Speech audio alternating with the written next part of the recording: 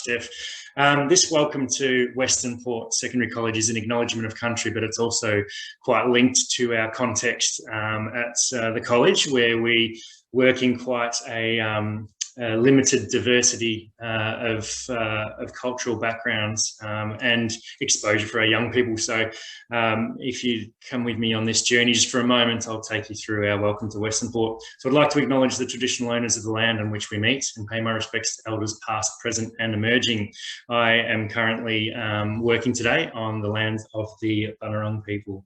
I'd like to welcome everyone to Western Port Secondary College. We acknowledge and respect the first people of our country, locally the Bunurong people, and their relationship with the land and environment.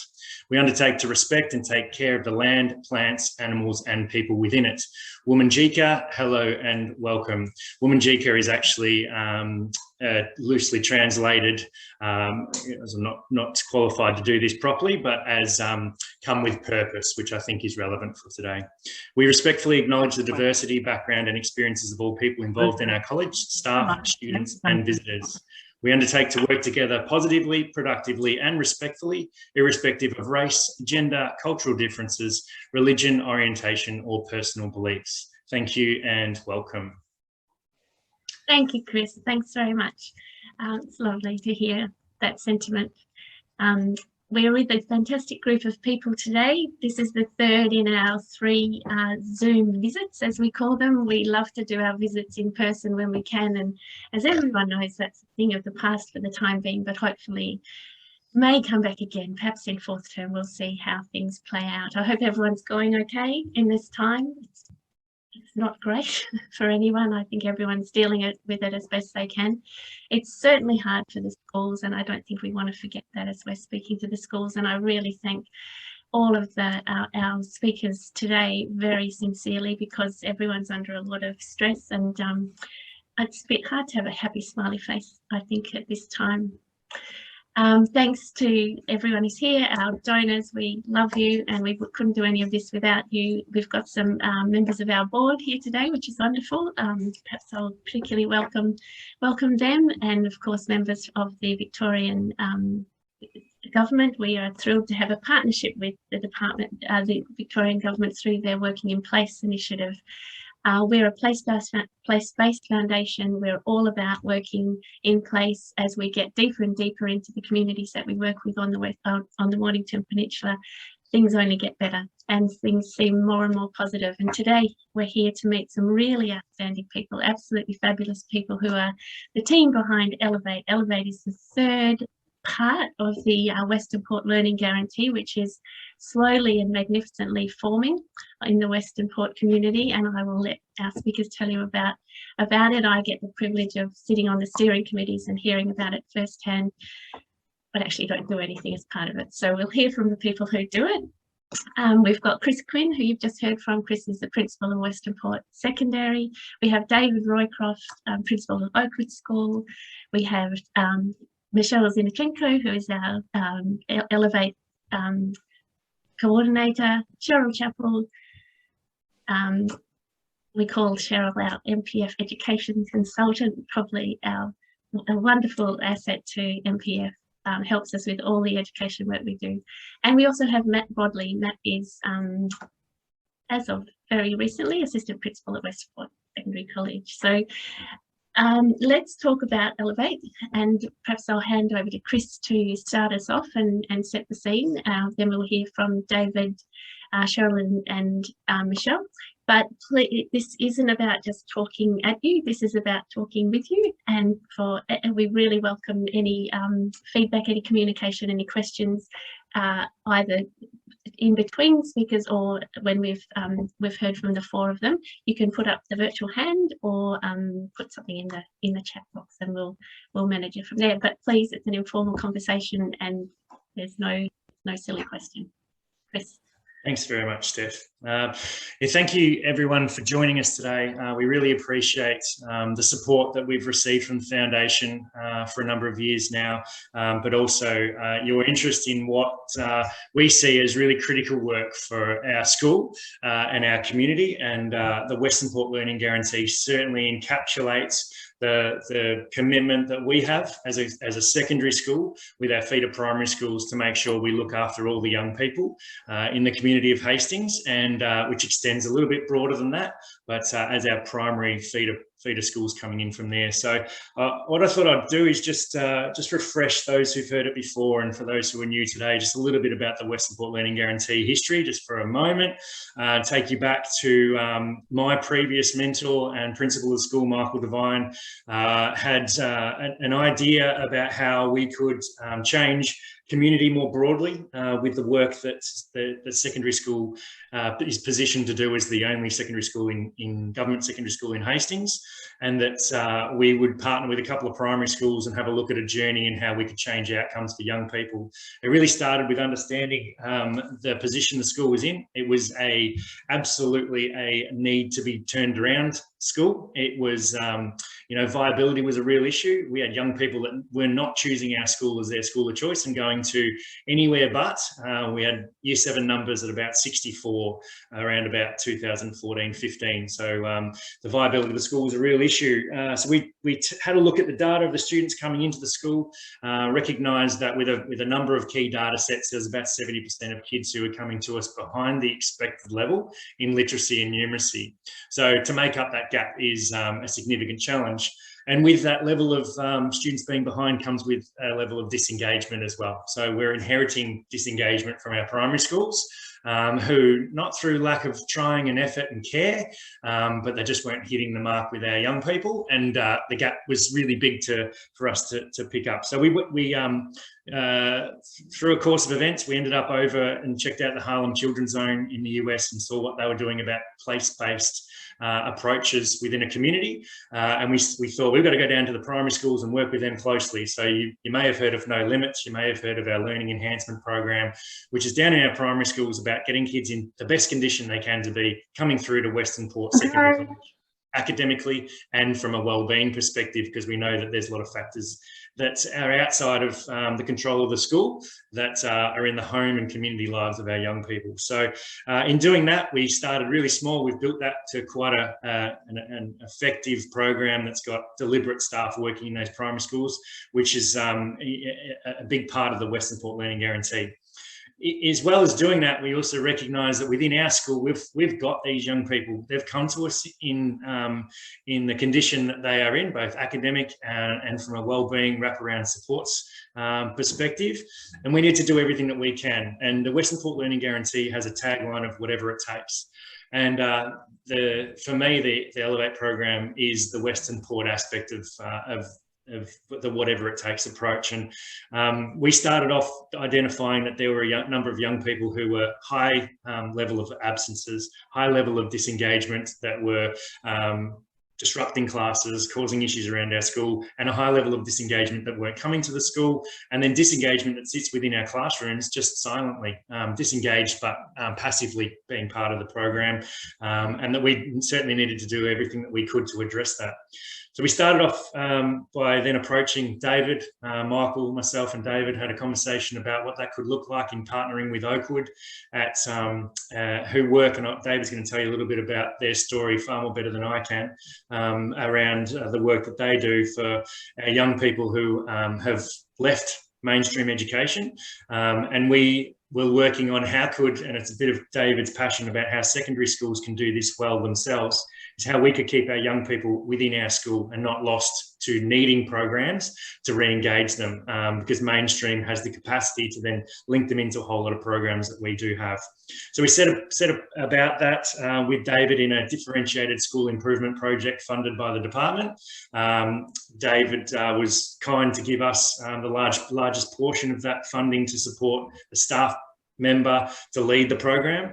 We started off with David's advice to make it a learning program, to make it focused on academics, to make it about if you get the learning right for our young people, then the behaviour will flow in tow behind that because they're engaged. So we started off with that approach.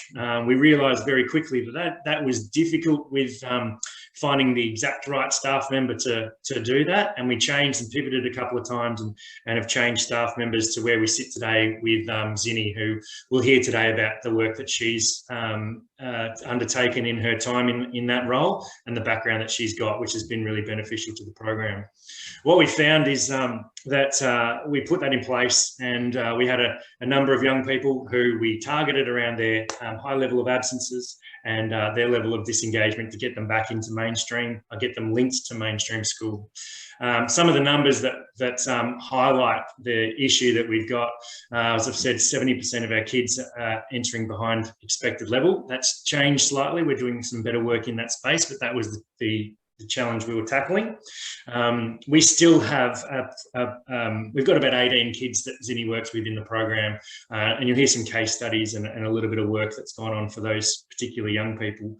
But the work that we've identified in working closely with David is that the impact around Elevate is for 18 kids at the moment, and that's been really solid work, which has got those kids linked back into education and not lost to the system, which is amazing. But the work that has extended from that has identified from our steering committee that we need to change practice within mainstream to keep kids engaged before they get to the point of being needing Elevate programs and needing Oakwood programs. And we have put in place a number of initiatives that have changed that. So we've got a inclusion team now that maps kids every 3 weeks and assesses their tiers of vulnerability, and then a team that send supports down to year levels to make sure that our tier 1, tier 2 kids don't end up as tier 3 kids needing specialised programs like Elevate. We've implemented the Berry Street education model as a result of the advice from David around a trauma-informed practice that's needed within secondary schools, particularly in our zone and with the students that come to us.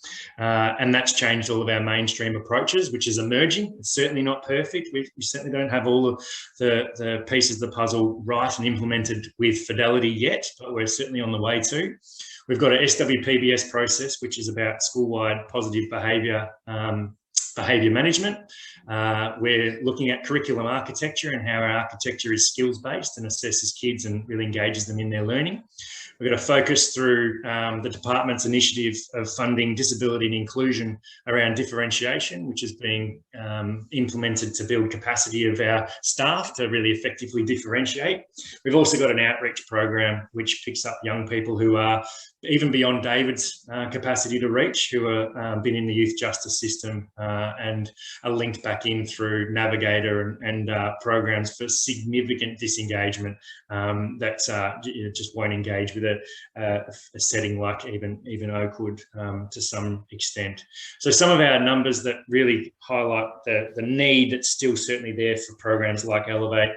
Our absences at the moment, we've got 22.3 days per student on average. And we have some kids that come every day. So there's some that are significantly high absence rates that is certainly a challenge for us. Zinni and her program have engaged some of the most disengaged high absence kids that would make that data even more significant.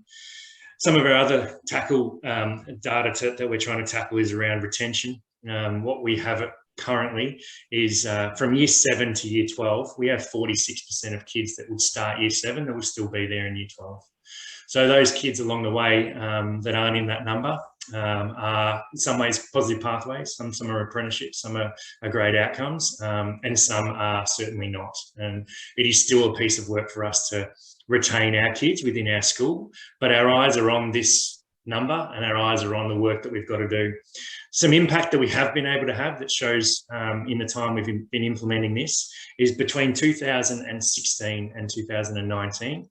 Our retention of kids between year 7 and year 10, so before they get to their senior certificate, we're sitting at 66% of young people. So as I said before, some will go off to apprenticeships after that. So it's hard to work out positive pathways and to explain that right now. But between 2018 and of 2021, coming into this year, we've been able to increase that retention figure to 84% of young people from year 7 to year 10 still engaged at our school. So that is some level of impact of not just Elevate itself and say that with the most respect to our program and the work that we do, because it is really pivotal, but it has had significant impact on the rest of our school. And I think that's the big message that there's 677 kids in our school, 18 of them are in Elevate, and the rest of them are benefiting from the work that Elevate has certainly identified. In our steering committee, we have really robust discussions about, well, what does that mean to do this work in Elevate? What are your teachers doing? What are we doing around individual education plans and differentiation for our young people to make sure that their learning is really targeted? So I can't underestimate or understate that amount of work that still needs to happen, or that the impact that this is having on our community more broadly in that piece at the secondary level to really target our young people and keep them engaged to a positive pathway, which is long-term work for us still. But today you'll hear a little bit from David about how Oakwood has really made that impact. You'll hear a little bit from Zinni about how the program's actually making a difference to the young people within there. And then also from a global perspective, us to be able to answer any questions that you might have about the work that we do, and dig a little deeper and help you better understand any aspects of this or the impact that it's having. But again, I'm going to finish up there and just thank you for joining us today and being part of this story. We love sharing it. We love sharing it with the foundation, with anyone linked to it, with other secondary schools that have visited us. And it's certainly something that we think we can. We think we've got a model which is always being refined, but we think we've got something that is interesting and should be of interest to other secondary schools to be able to make a difference and keep their young people linked to their mainstream setting, particularly in disadvantaged communities like ours, where we've got arguably one of the most disadvantaged communities and pockets in Victoria right on our doorstep. So all of this work is so important for our community more broadly, but particularly our most vulnerable families and young people that come to our school. Thanks, Chris. That's a fantastic summary, and I think it reminds us of why the MPF is here, and that is indeed because there is such a juxtaposition of those in this sort of situation and people who are far different to that, and a lot of that is not we're not fully aware of it, and part of our role is to raise awareness of that as well as to support the great work that's happening on the ground. So David, people might not really be aware of what Oakwood School is, which you could help us with that. But I think Chris has given us a great introduction into how it's infiltrating the mainstream, and really what's the bigger picture here for you? So hi everyone, I'm David Roycroft. I'm principal of Oakwood School, and I've actually on our agenda I've been given 10 minutes to talk to you about the work that we do. And I feel like I've got 10 hours of words in my head. So I've got to sort of filter through that as we go and tell you a little bit about our work. First of all, I'm the principal of the school. I see myself as a teacher. Believe it or not, I know you can't tell by looking at my face, but I've been a teacher for 45 years. And this work that we're doing with Western Port is some of the most exciting work that I've done for a long time. A little bit about me, so a teacher, principal. I've been a principal for over 20 years, and before that I was assistant principal for 10 years. So nearly 30 years in running schools. So I feel like I know a little bit about schools. 20 years ago I was asked to start a new school, a new secondary school. So one thing for me to say is I'm working here with disengaged young people. But for most of my career, I've been working in mainstream schools, in mainstream secondary schools. So 20 years ago, I was asked to start a new school in Carrum Downs Secondary College. I did that for 6 years. And then I was asked to do this new job, which is to start a school for kids who have disengaged from school, which was an interesting concept. And that's Oakwood School's been going now 11 years. It's a government school, government secondary school. And the criteria for enrolment is to be not in school. So an interesting concept. The regional director was distressed, I think, about the number of kids who weren't in school, and he wanted to have a response for that. And that's what Oakwood School became. Most people, when they think about disengaged kids, think about naughty kids, because that's how our kids present. They're the naughty kids. You know, if you were my family and you're walking down the street, you would probably cross the road when you saw our kids because you'd think, I don't know what those people are up, what those guys are up to. And one of the things that I've brought to the equation for Chris and Western Port is when our response is not about naughty behaviour. That's what the kids present to us. But our response, we're at schools, our response is about learning. So the whole focus on Oakwood School and the focus of the work that Chris is doing to Elevate is to help students, with young people, with their learning. I think it will. Just turn the camera off to have something to eat before 1. Now I can hear Cheryl talking. Cheryl, you're on. Can you go on mute? I wasn't going to talk for the whole meeting. So we started 11 years ago with a school in Noble Park North. We had 40 students in one site. Now we have over 400 students across all of southeast Melbourne area on 10 different sites. The profile of those kids, remarkably, I think, they're almost exactly 50-50 boys and girls. The students have not been able to be successful at school. They've dropped out of school. You know, my dad would say, tell those kids to pull their socks up and get on with it. Our kids can't do that. If they could have done that, they would have done that when they were in prep. They haven't got the capacity to pull their own socks up and get on with the learning. It's not because they don't want to do it. It's not because they're lazy. It's just that school doesn't work for them. So one of the concepts behind Oakwood School is if school's not working for young people, whose job is it to fix it? It's actually not the kids' job to fix schools. It's the adults' job to do that. So Oakwood School's been set up to make school successful for our young people. We called the school Oakwood School because we want to be a school.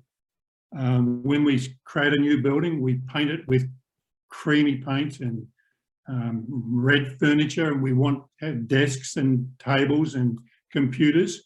We want kids to feel like they're at school, but we want to make it work for our young people. So the kids, 50-50 boys, girls, probably 10% funded for disability, probably double that who have some sort of a disability that's never been diagnosed. Just under 10% Koori background, just under 10% kids in out-of-home care. Kids are presenting a long way behind where they'd want to be with their learning. And kids are usually presenting a long way where you'd want them to be with their relationships with the people in school. So the relationships have fallen down with their teachers and with their colleagues, with their fellow students. So the way I see it, our kids have tried to do school, they've turned up, they haven't been able to understand the work, they haven't been able to maintain the friendships. Ask myself, what are they getting out of school? Nothing positive. So when they drop out of school, I think that's a protective mechanism that they find that that's what they've had to do. Anyway, so Oakwood School was created 11 years ago to find these kids and enrol them and bring them back into school and have them meet teachers and begin to do some good learning. However many years ago, maybe 5 years ago, Cheryl talked to me about Western Port Secondary College wanting to do something for kids who are dropping out of school. And I thought, well, that's a good conversation to get involved in because Oakwood School has that expertise. We know how to engage students who have dropped out of school. Our school council has long wanted to think about, okay, we might be doing some great work, or we are doing great work with students who have dropped out of school, but how better would it be if we could meet these young people before they dropped out of school? So that's why I was excited to get involved with a partnership with Western Port Secondary College. And that continues to be why I am excited about this work. Maybe 6 or so years ago, we had an external consultancy do a year-long review of the work of Oakwood School, and they identified about 20 key things that we did that made this work. And one thing that will tell me is this actually looks simple, but it's complicated work. There's a lot of bits that need to slot together for us to be successful. And what we did, led by Cheryl, as the committee, is to look at those 20 elements and decide which of those elements would work in a mainstream school. If we were going to make mainstream work for these kids who are dropping out, which ones would be important. So Chris has mentioned trauma-informed practice. That is the first step in this, so that we need to understand, well, I didn't say earlier that, our students, anxiety, depression, domestic violence, drug and alcohol abuse, criminal behaviour, they're all the things that are happening in their families. And so our students are all coming from a background of developmental trauma based in the family. The way I interpret that is they've been let down by all the adults in their life, their families and their school teachers. So we have suggested to Chris that trauma-informed practice is the first thing to look at, and Chris has implemented that right across the whole school.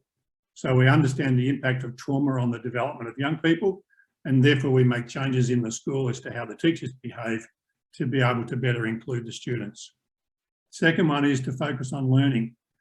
When people meet our young people, they always want to focus on their misbehaviour. They always want to teach kids how to behave. You need to do this and say this. What Oakwood School would say, what we say is, we're teachers, we're a school, let's help kids with their learning. And when we help kids with their learning and they have success with that, that actually changes everything for our young people. They can start to see a future for themselves, they can start to see teachers as helping them, and they can start to see school as working. So trauma-informed practice, focus on learning, high expectations for our kids. We want them to be successful, we want them to be going somewhere. And underpinning all that is really positive relationships. So positive relationships, firstly with the young person, and then with their family, and then with their care, the other people, the other professionals involved in their life. And we like to manage that through a care team meeting. So we're looking, as teachers, we're bringing education, we're bringing great teaching to the kids' life, but we want to organise other people as well. So we, if there are drug and alcohol issues, housing issues, poverty issues, we want to put other community members around that table for them to be working on those issues as well. And I think the last part of the puzzle that we said needed to be put in place for Western Port in a mainstream school was, what's the support for the staff? So professional care, professional learning, and effective leadership around the teaching staff, around the support staff working in the school. So Oakwood School, a school that we started to enrol kids who have dropped out of school. We've been going 11 years, we've been very successful, but it is really exciting to be working alongside Chris and looking at Western Port Secondary. For me, as I guess a very experienced principal, to have the opportunity to talk with Chris and talk with the team and look and see what we can do to help our kids remain successful at school. Thanks, David. I think this is really highlighting the fact this is about a change in the system. It's saying, the system isn't working for everyone. What do we do about it? And I think we ask the people who are doing it what they think it is, and the value of the foundation, the role of the foundation and our funders is that we can listen, ask the questions, and literally have a go. Say, have a go, with funding that supports what you want to do. In the way that you want to do it, and let's see what happens. It's an open conversation we have all the time. We don't try to restrict what happens. We really try to give people the freedom to be the creative people that they are, to really to be the full professionals that they are in their positions. Sometimes it can be extremely frustrating within a system. There's a really important role that philanthropy plays in supporting people to be able to grow out of sight of that system, and it's only when you try new things that it can change. So perhaps we could now hear from you, Zinni, about the work you actually do day to day. Yeah, sure. Just like David, you probably can't tell by looking at me, but I began my career in education 26 years ago. So I've worked in primary, secondary and special schools. I've been an assistant principal, a sub-school leader, a drama theatre studies teacher, a kind of all sorts here and there, VCAL teacher. So all these sort of skills really come in handy and what I sort of bring here to Elevate. So working in the Elevate program, we've got myself, I've got a full-time ES who has a background from working in Parkville and in social work. We also have Jamie from Oakwood supporting us 2 days a week, and we have a therapy dog called Norman. So we're quite a good little team over here. The students that we're talking about have come from very different backgrounds. We've got students with trauma backgrounds, students that were school refusers, students with behavioural issues and disengagement, students that have disabilities that haven't been successful in whatever setting, whether it's a school whether it's a special school or whether it's in mainstream schools, highly anxious students, a lot of mental health issues, a lot of family trauma and family backgrounds and disengaging there. We've got a lot of family violence background, students that have been moving because of that, so they haven't really, that's upset their education. So we've got quite a range of students from very diverse backgrounds that have all impacted on how they haven't been able to learn. And so these students have, some of them have just an Elevate timetable where they come in for sessions each day. Some come in pretty much most of the week. Others have slow introductions of a few hours here and there, and some are also engaging with some mainstream subjects. We're also looking at one student who was with us last year, who's now gone and got an apprenticeship at the age of 15, who would have been totally lost to anything if he hadn't been in Elevate. He wouldn't have had the sort of scaffolding and support in place to get an apprenticeship. He's doing a diesel apprenticeship.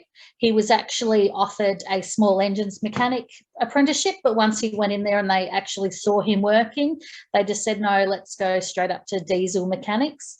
So obviously, because he's so young, the school has to have the connection there and the check-ins and that sort of stuff. So he's still on our radar. And we've also started inductions with 2 other students. And one of those students is just sort of, I don't know where he'd be without Elevate. So this is a young boy, he's year 8 level, 13. He went to a local primary school in the area, very small primary school, was, you know, okay during his primary school time, but when it came to secondary school, Mum wanted to give him a break from the kids in Hastings. She wanted him to move away from Hastings, have a fresh start, because you know, meet some different kids and try remove him from the environment. So he went to a secondary school out of zone because his sister was enrolled there, a very large secondary school, a great secondary school, got nothing against it.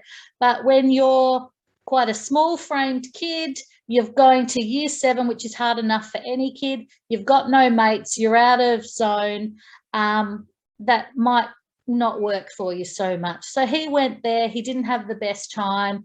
He got himself into a lot of mischief because he was trying to win approval, make friends, had sort of nothing going on there, didn't have a great year 7 and hasn't been at school at all this year for year 8. So what do you do when you're not going to school? Well, you sort of hang around with other people that aren't going to school, and you end up spending a lot of time in front of a judge who is saying to you, oh, and are you going to school, mate? And the kid said himself, oh, and the judge would give me like a dirty look when I said I hadn't been at school. So this student, obviously with the support of the sort of justice system and his mother, and realising that he wants to have an education, wants to come back to school, but he can't just go straight holus bolus back into mainstream when he hasn't been at school for, you know, over a year and had no success in education since primary school. And he would have been a great candidate for Oakwood, obviously, but having already connections to peers in the community, and this being his local school and in his zone, this has been a really good opportunity. I've only had 3 one-hour sessions with him. He's been coming in during lockdown and starting to do his testing, but he's really looking forward to getting back into school. And he admits that he's got a lot to learn And he's excited that when he's not doing his learning, he'll be able to engage with his mates at recess and lunch when we're back at school. But then when it comes to catching up on where he's missed out on and that sort of stuff, because he admits, I can read okay, but I'm not a great reader and that sort of thing, just to have the support up here. And that's something that's really valuable, because he's got that connection to a main school and his peers, but he gets that individual and targeted learning and a way to build relationships with staff and the rest of the school. Our students here have individual learning plans, or maps, as they do with Oakwood, which has been really helpful during RFL. So I know what you're probably thinking. RFL, we've got these kids that were school refusers, kids not wanting to come to school, and then the government says, stay home. And so I say, okay, Zinny, game on, level up. What are we going to do here? And it's the relationships that we've built with these students that keep them logging in online or communicating with us. And it's the individual learning that's targeted at them. You know, we've been talking about things with our online learning. If you want to write an argumentative piece about that against somebody else that's criticised Genshin Impact, which apparently is some online game that you play a lot when you're not coming to school, or if you want to do a research project on Juice WRLD, some dreadlocked rapper that you know, passed away or something, that's fine. And we're finding that the students are still engaging, still connecting with us, requesting work, and sometimes they'll say, can I have something fun as well? Absolutely. You know, it can, you know, we're doing an activity, we have like Wellbeing Wednesdays, and we've had some screen-free Fridays. We still, Steph and I, my ES, have still logged on during class times. We've explained to kids what's going on, that they don't need to come into classes, they don't need, but we still log on at the set times that we have. We have consistent times every day for them, 9:15, which is a later home group from the rest of the school, because I'm realistic about when my kids are getting out of bed, and at 11:30 and a 2 o'clock session. And we're on these screen-free Fridays and these Wellbeing Wednesdays, the students are still logging on to see us and to connect with us, and we'll use that time to do a fun quiz. They wanted to do one on 70s music the other day, and someone's nan wanted to join. And this is time when the school has mandated that they don't actually need to engage directly with us, but that's there and that option. And just they're reading about things in the media and then asking for work and learning associated to that. Are they doing a lot of work? No. But is the rest of the state? No, but these are kids that would be sitting at home and lost and doing absolutely nothing, or wandering the streets with nothing during this time. Thanks, Steph.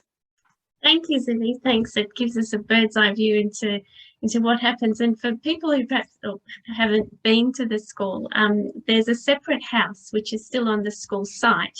It's Chris, you'll be able to help me. It's a house, a little weatherboard house. It was pretty derelict for a long time. I think it was, who lived there, Chris? Yeah, it was the groundsman, and then prior to that, it was a adjoining property. And back in the 70s, they paid $40,000 and acquired the land as well. And now we've got a cottage up the top, a cottage down the bottom, and our mainstream. So we've been fortunate, our hands-on learning team of students as part of our inclusion programs to do hands-on work 1 day a week, renovated the entire house with the 2 workers. So we've got a space that's had student impact and voice and buy-in to developing. So that's where Zinny and the team operate out of. Yeah. So and there's the movement between the mainstream and the house as appropriate. The mention of the money shouldn't go unnoted. The crazy rises in rentals and property prices and so on everywhere, but particularly, especially on the Mornington Peninsula, are having really massive effects on a lot of the people in the programs that we work in. Housing is constantly a pressing issue in the region and comes into all aspects of education. It's a major crossover. but perhaps Cheryl, we could hear from you. Cheryl plays this fantastic role with the foundation. We're a tiny team. There's basically Beth who's there. Hi, Beth. Behind us, Beth and I and our CFO Gits work together. And in order to, we have a very hands-on role though with the projects, and in order to do that, we need some more hands. And in this case, we have Cheryl Chapple, who works with us on the No Limits project, the Learning Enhancement, and Elevate, assisting with the monitoring and implementation and the data collection. And that's becoming much more and more important part of the work. A lot of what we're doing through the Victorian government partnership that I mentioned earlier is actually trying to understand how we can aggregate data over a set of data sets, whether they be in education or family wellbeing, housing, and so on. And because we fund a number of things within a small geographical region, it gives it a boundary within which to work, and the idea of gathering data across that boundary is much more reasonable than across the whole state, for example. So the data piece is getting more and more important, and we rely on Cheryl to do a lot of that. And perhaps Cheryl, you could talk to us about what you find. I mean, and your experience in the education system is wonderful, and you bring in a huge amount of wisdom to all of this work. And I see you're chuckling there, David. Yes. I was to say that Cheryl's older than me. I think David and I have worked together for a very long time, Steph, in various ways. So I've done my over 40 years in the state government system, and at heart I'm still a teacher. I've been a principal. I've worked in the regional office and central office for significant periods of time over those years. And I've also worked with David and Julie, who I can see on the little screen today, at Oakwood. So I come to the project with kind of bring that sort of experience to the project, I suppose. And sometimes, in theory, I'm supposed to be supporting and helping with the monitoring. Sometimes I think I just ask some pesky questions and annoy people, but I guess for me, I've been involved over my career and in untold amount of initiatives around engaging young people in education. And mostly they haven't worked. And they haven't worked for various reasons. One is that they're quite often limited time projects done to people rather than people being able to scope them for themselves. The funding is sort of run out, or I think mainly the work has been much more complex than anybody has ever thought, which David alluded to. The other thing is most of those have been outside of the school or not attached to the school. And from my experience, my time at Oakwood, they had such success with students, you know, in re-engaging them and building some positivity about their future and the skills to be able to access that future. And so when I had the opportunity to think, I was working with the network of schools on the peninsula at the time, an opportunity to find a school who, you know, there's not one school on the peninsula that I could say to you that does more work than Western Port has done over years to try and engage students. They are, if Western Port were expelling a student, then you would know that they had done every single thing they could possibly do to hold that child into school. However, so with that kind of attitudes towards educating kids and having a relationship, or me having a relationship with a school that had been successful with that, it seemed sensible to say, well, let's have a go at it. Let's see if we can actually put put an Oakwood kind of model into Western Port to see how it would work. And I can't tell you how difficult it is. And the commitment of people at the school and around the table to do it is absolutely fantastic. But it's also, you go a few steps forward and then you go back a bit, a few steps forward and then you go back a bit. However, all the signs are incredibly promising around schools who can then change how they do things right across the mainstream to hold kids in is there. And so that's why we all stick with this project, I think, because it's showing that we don't actually have to lose the students lose the students to be able to bring them back. We actually, if we change things, do it differently, then we can hold them. But it does require a change from our side, I think. And that's what the school is incredibly reflective about, is all the things we have done. Of all the things we do, what are the things that we need to hold on to or to change so that they cater for our students better? And so it's not a teacher-centric school, it's actually a student-centric school. And I think that's fantastic. But I think I should stop now because people might want to ask questions. Thank you, Cheryl. That's just so, I mean, it sounds logical, doesn't it? A student-centered school, but logic doesn't always pervade. And we have to be reminded of that sometimes. I think that it's the kids that totally matter. And as Chris would say, we seek to understand, not to be understood. Does anyone have any questions for our speakers?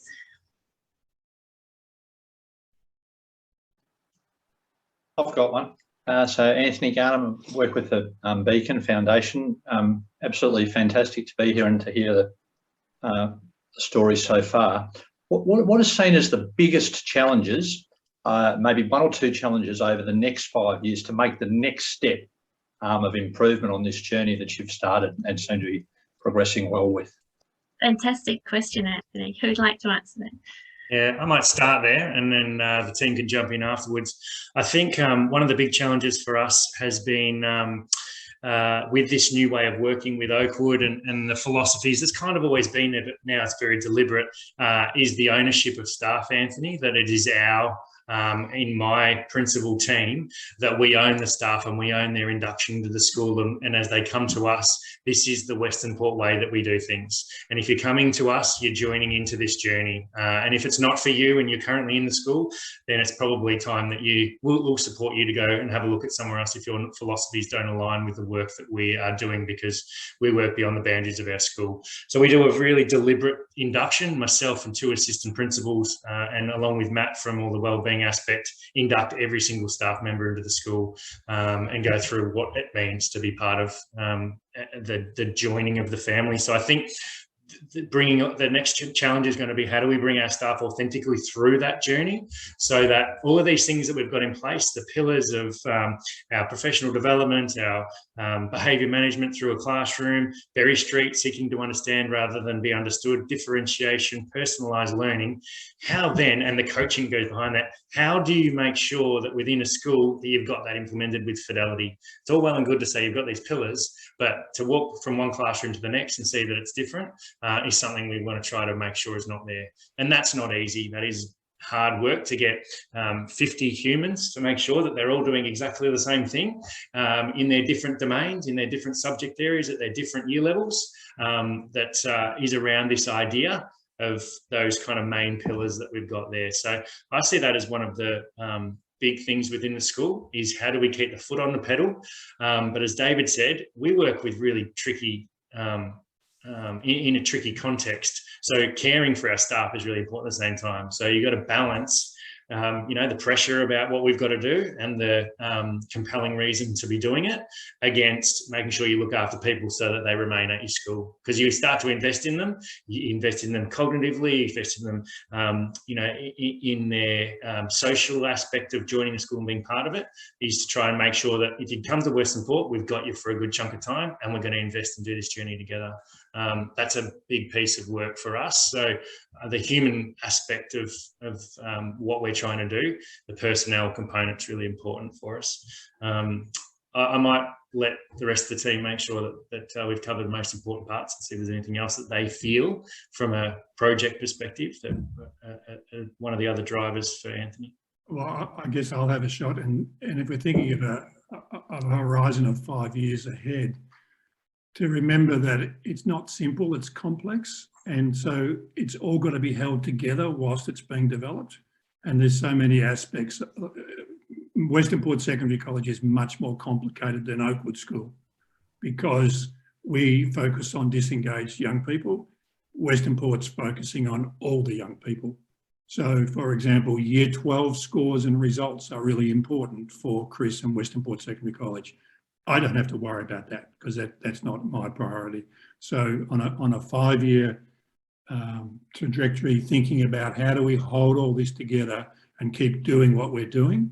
So Chris talked about cultural change and staff change. I always like to say we ask our kids to change and they're great at it, but the adults are not so great at it. So supporting the adults to change. And then as you go through this and we realise we can do great things for our disengaged kids, I think the penny drops to say, well, this actually works for every kid. It's not just going to work for the disengaged kids, it's going to work for the high-flying kids too. So if I say we've got a personalised learning plan, we've got the kids interested in their learning, they're getting help when they need it, we've got career aspirations and people working around the young person to help them move forward, that's going to work for your ACE kid as well as it's going to work for the kids who are dropping out of school. So that realisation that this is actually bigger than we originally thought, and let's just keep going with it.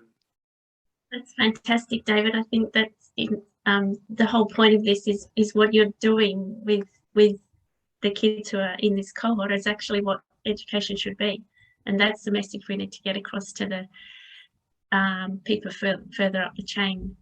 Zoe, you've got a question. Hello all, Zoe McKenzie here. I'm just really curious about what success looks like in the ultimate destination. Is it a job, an apprenticeship, you know, staying local, moving away? What does success look like? I might start with that one again and let the team jump in afterwards. I think for us, you know, we're about the individual pathway that best suits the young person. I think you've got to be, you know, we're not set about to try and be, you know, a high-performing academic school because that's our purpose. Our purpose is about personalising what the outcome needs to be for our young person. So if it's Jake Seymour, who Zinni was referring to before, that goes and gets his diesel mechanic apprenticeship, and that's a really positive pathway. Amazing, that's fantastic. The key aspects though of making sure that all the foundational components to give that young person the pathway towards success are there, and that academic ability is a really key component of it. That doesn't matter what that pathway ends up being for me.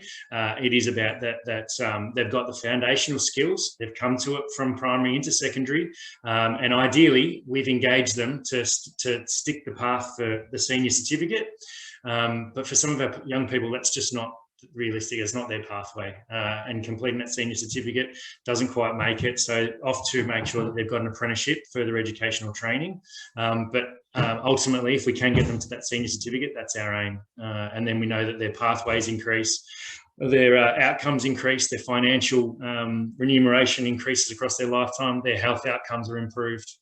So as much as we can the senior certificate, but like David said, not getting to VCE outcomes at Oakwood is not as high on the priority list as making sure they've got a pathway. For kids in the Elevate program, it is really about getting them into a positive pathway that was never going to happen. So probably. That's good.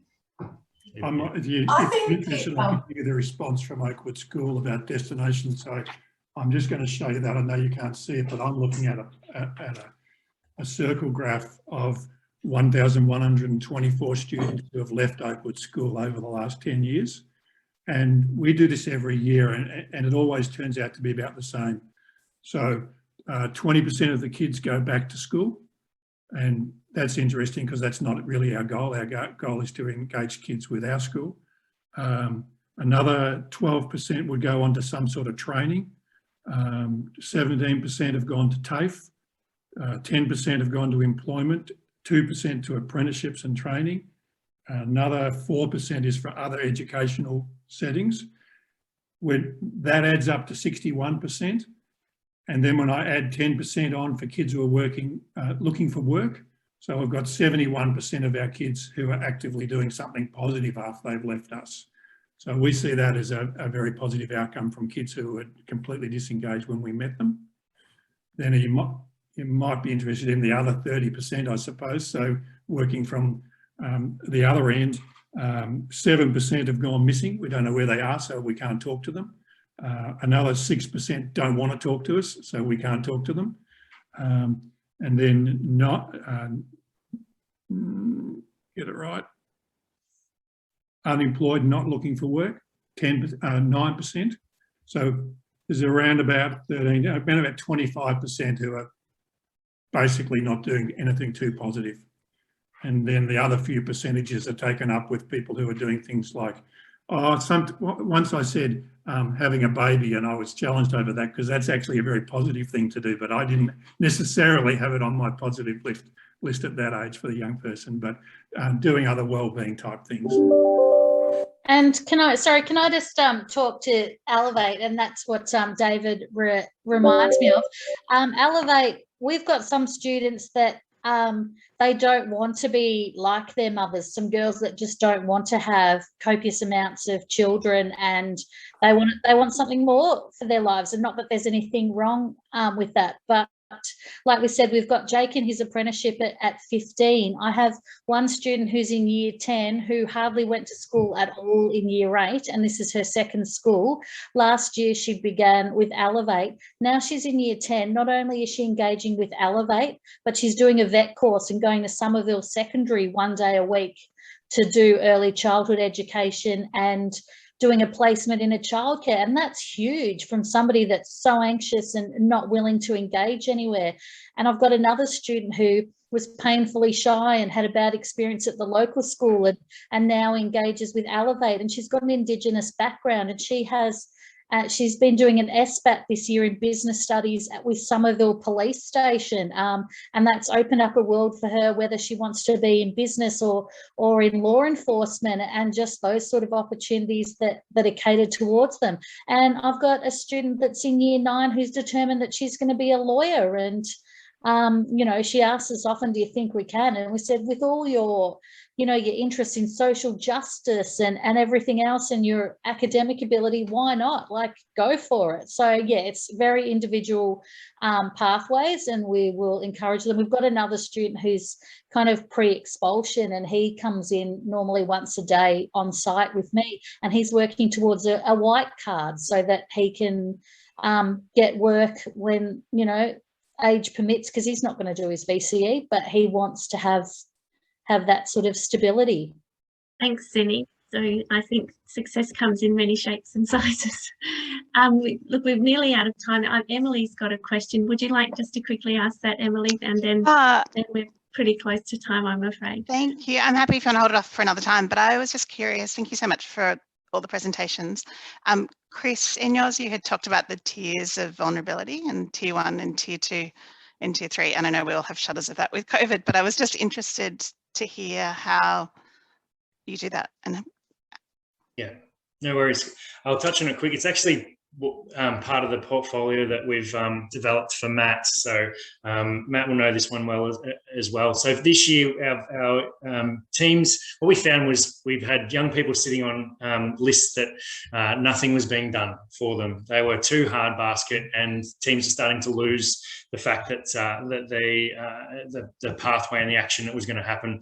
So we put in place a inclusion team, which was mapping every student. So on a 3-weekly basis, year level teams have to record all their data, their attendance data.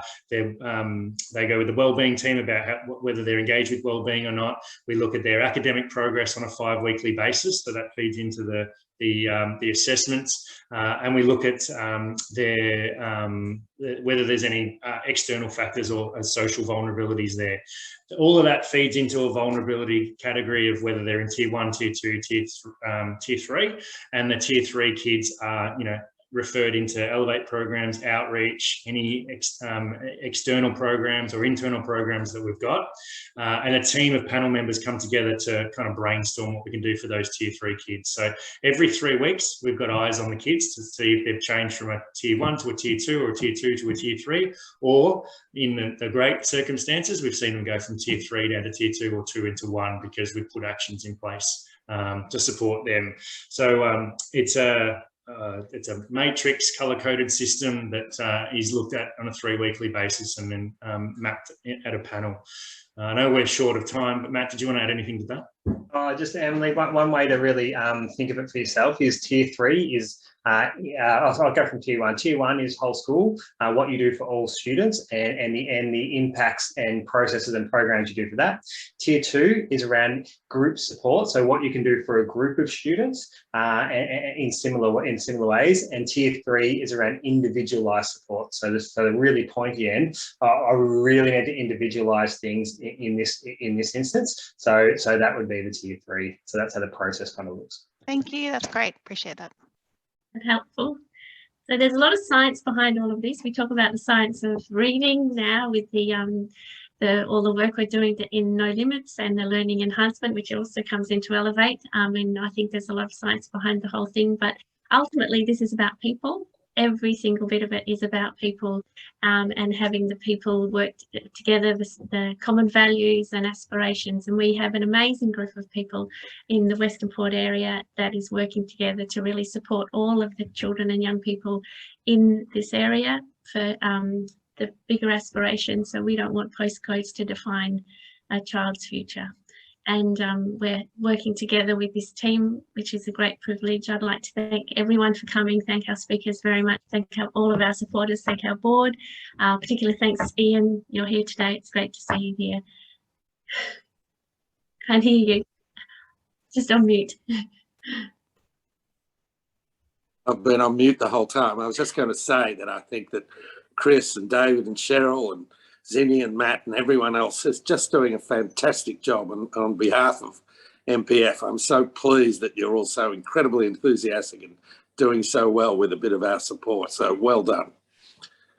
Thanks, Ian. It's fantastic. Thanks, Ian.